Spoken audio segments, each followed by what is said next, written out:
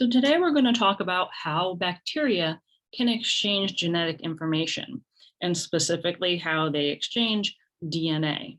So this is a bacterium, and we have previously talked about bacterial genomes, which are located in an area of the cell called the nucleoid.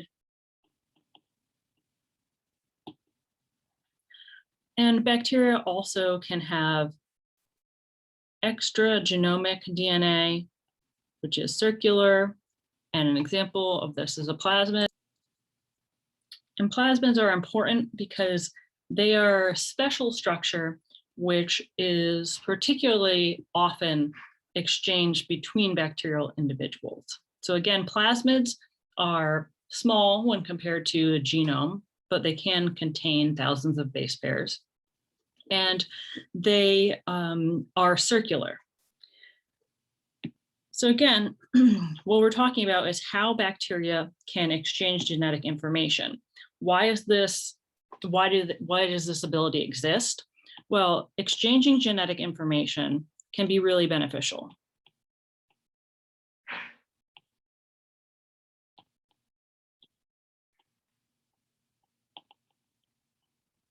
Because it creates diversity.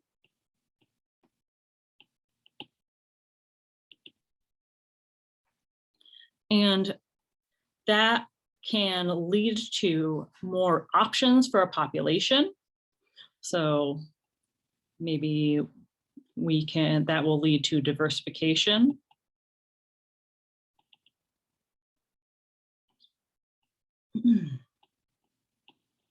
In terms of ecological traits. But in addition, this creation of diversity can be beneficial because if there is some new threat in the environment, then it creates different varieties of individuals or individuals with different phenotypes, which can be selected for. So for example, one gene or one type of gene that's often found on plasmids are genes for antibiotic resistance. So if there's no antibiotics in the environment, it doesn't really matter if the bacteria has this gene or not, but if there are antibiotics introduced into the environment, then it becomes quite important. So this could impact survival and natural selection. And this is sometimes this exchange of genetic information or genetic material is sometimes referred to as bacterial sex.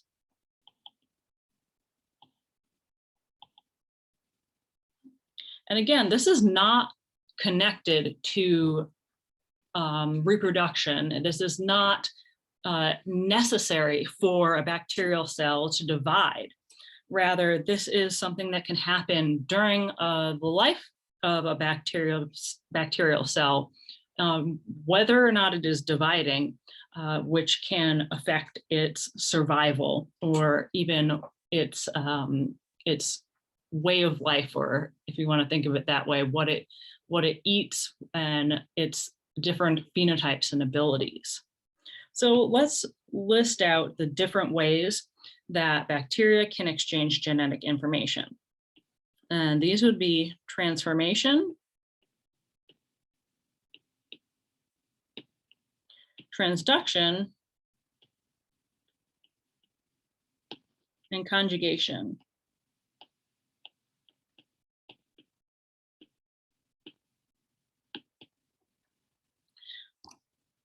So in transformation, that is kind of, I think of this as the one that does not involve other organisms or other entities directly. So I'm just going to write alone. And then transduction involves a virus. And then conjugation involves another bacterium.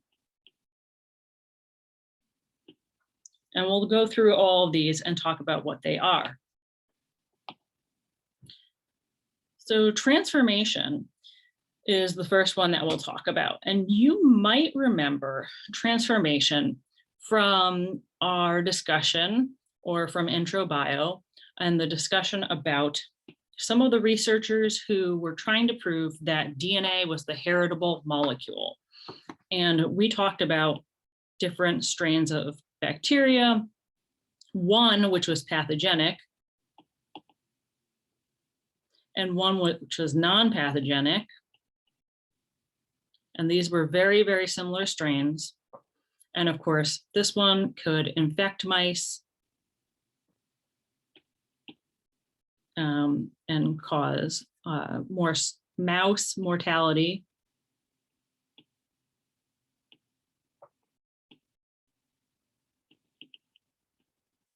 And this one would not cause mortality.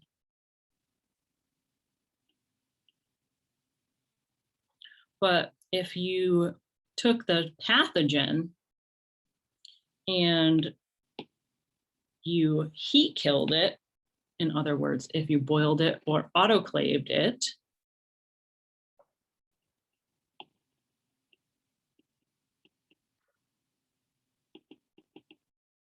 and you combined it with this non-pathogenic strain,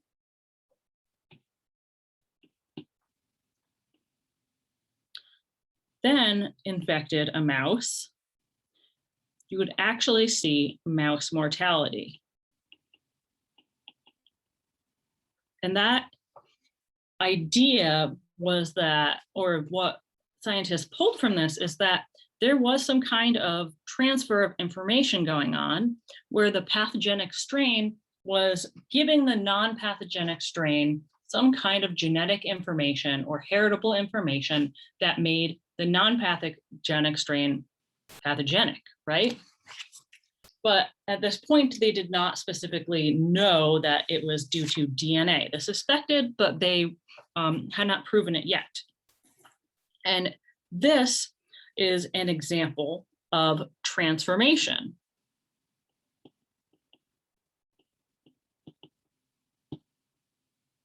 Transformation is when bacteria pick up DNA from the environment.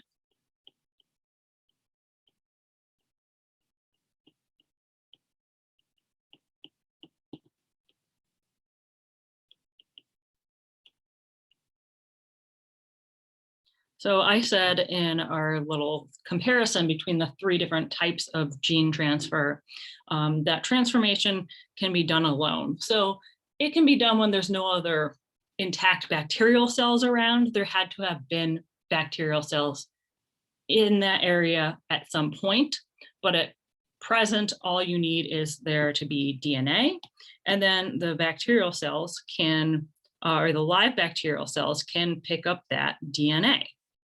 So they literally, this is not well understood, but we know that the bacteria has its own genome, and there might be some DNA in the environment.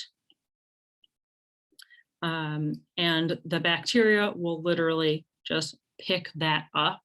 And as I said, it's not well understood what mechanism the bacteria use to bring the DNA into the cell, but we think that there are particular proteins that will bind DNA and then bring it into the cell. And this is a great strategy for bacteria when they're stressed, or you could think of that as being threatened.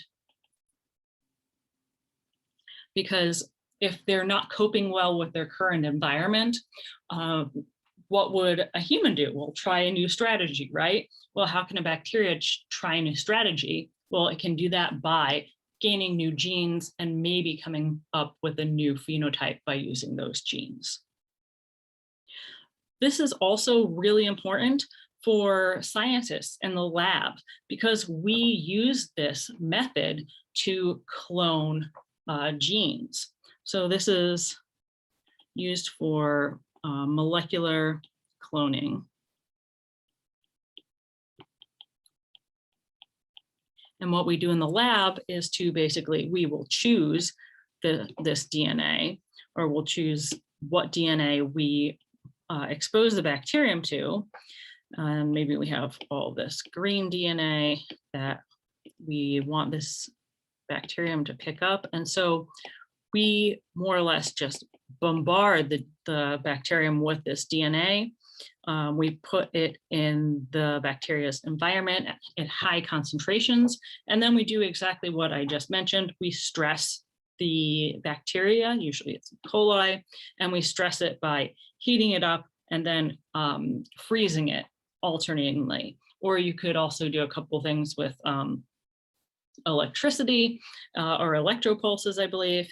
But the most popular method of doing this is just heat shock and then cold shock. And this causes the bacteria to pick up the DNA, which is pretty neat, right?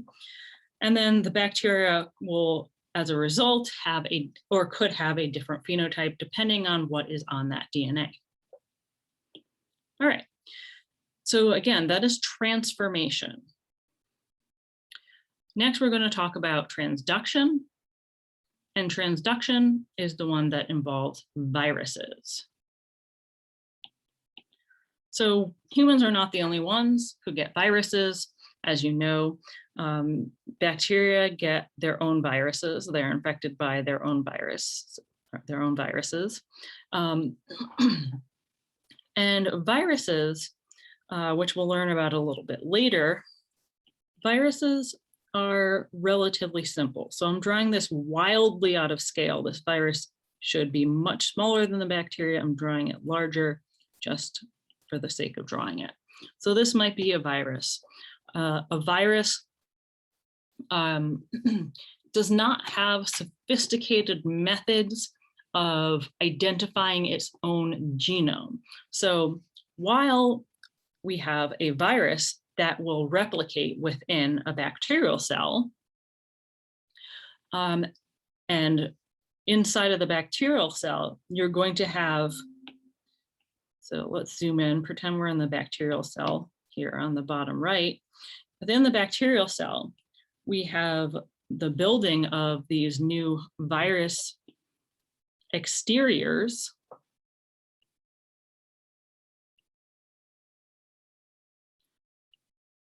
We still need the DNA to go inside. And what DNA is going to go inside? Well, as I said, there's not a really advanced way for viruses to do this. Instead of identifying their own DNA, usually they will pick up whatever DNA, or the proteins that are in charge of this will pick up whatever DNA is in the proximity. And usually that'll be a viral DNA because there are also proteins actively replicating viral DNA at this point. But there might also be some host DNA, right? It makes sense because it's in this bacterial host. And in addition, a lot of times the virus is going to be really stressing out the bacterium and killing it from the inside out, basically. And so there might be pieces of the bacterial genome floating around. And again, this is wildly out of proportion in size of scale, but the host DNA might be placed into the viral, the viron, or the viral coat. And then that is mostly all built, and so it will still bring that DNA to the next thing, the next cell that it infects.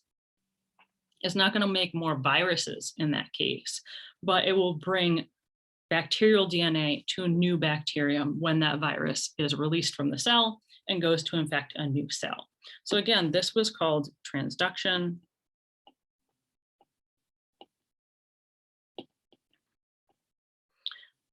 And this is genetic transfer accidentally via viruses. And scientists are working to use or develop some technology based off of this concept in lab, which is pretty interesting because the advantage to using this is that the virus, as we know, has specific attachment sites for cells. And this is why we have H1N1, different flu viruses, and we have COVID, but we also have lots of different coronaviruses, not all of which are infectious to humans, because some of them have those attachments that could bind human cells and some of them don't. And in addition to having the right attachments to the species set of cells, you could also try and build viruses that have attachments to only, for example, skin cells, or maybe if you're having problems with your kidneys, maybe they would only bind to kidney cells and deliver something that way. So this is a pretty interesting concept, but it hasn't seen a lot of advancement in the lab yet. It's difficult, and also sometimes it's hard to get funding for working with viruses. Okay, now our last concept, or our last way, is perhaps the most interesting. So this is bacterium to bacterium. And again, I'm always drawing the genome in the bacteria because that is present all the time. And then the thing here that is different is this plasmid. And it is called the F plasmid, or the fertility plasmid. I think it's really amusing that we put all these things kind of in human terms. Otherwise, I don't think that we would call a plasmid a piece of DNA that can code for certain proteins a fertility plasmid. But again, this is the conjugation.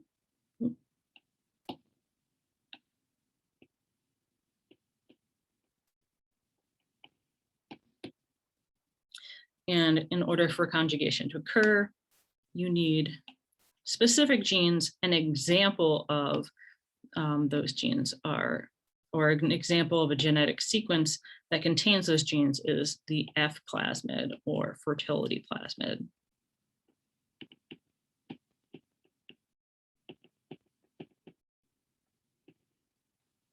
And this is interesting for a number of reasons. So the fertility plasmid codes for the formation of a structure, which is called a pilus. So there are different types of pili in bacteria, but one specific type of pilus will form a connection between bacteria. And then it allows this DNA to be transferred across that pilus structure.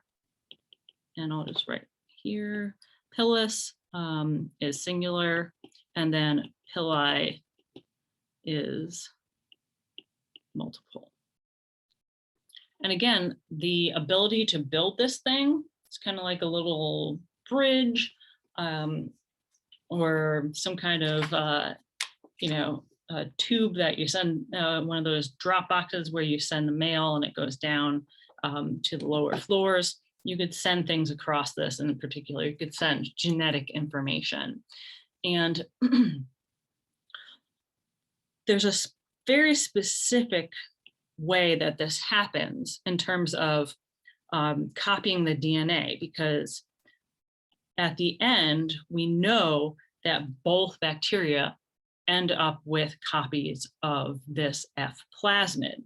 How do we do that while also transferring the DNA? Well, it's kind of the same principle that you might use to think of how DNA is replicated.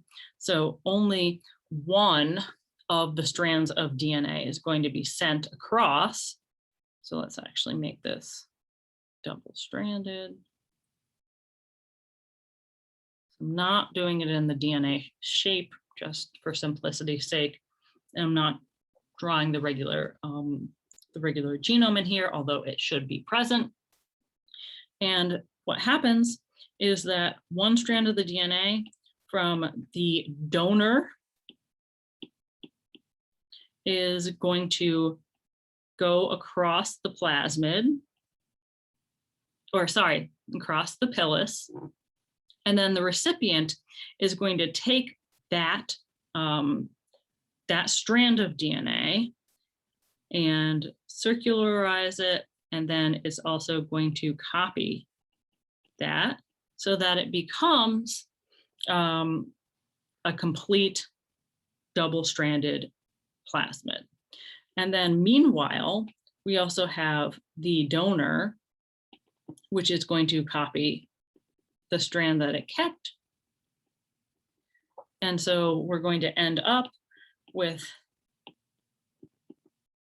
double-stranded plasmids in both the donor and the recipient.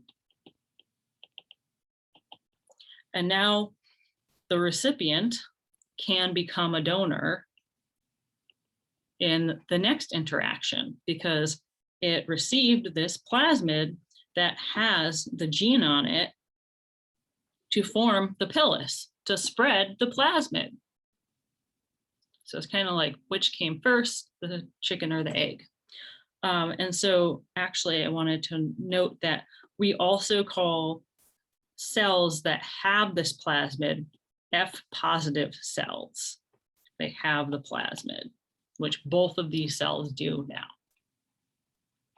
And these can spread fairly rapidly throughout a population. One thing though is it really depends on where that gene for the fertility is on the plasmid, because you could actually end up disturbing the transfer of genetic information between bacteria, and then the whole plasmid won't be transferred. So if we imagine that we have a genome and we have 1, 2, 3, and now imagine that these numbers are just hundreds of base pairs. So here is our origin at 0, and then at 1, that's 100 base pairs from 0. 2 is 200 base pairs from the 0, and so on. If this bacterium formed a pilus to transfer this plasmid, I'm gonna do the pilus in blue this time. This is not going to happen instantaneously. It does take some time. And so it's going across, and the 0 enters first. And then maybe we wait another 15 minutes and a little bit more of the plasmid has gone across. And so have this. So the 0 was already there. We also have the 1 and maybe the 200 base pairs. But if the cells are disturbed, if they're shaken or stressed, at this point, you're going to cut off the event. You're going to break the pilus, and this recipient bacterium is going to end up with a partial plasmid. It may or may not may or may not turn circular and seal up. And it only has from 0, 1 to 2. It only has a partial portion of that plasmid sequence, which we saw here. And that means that it might not have gotten that part of the plasmid that contains the gene for making the pilus.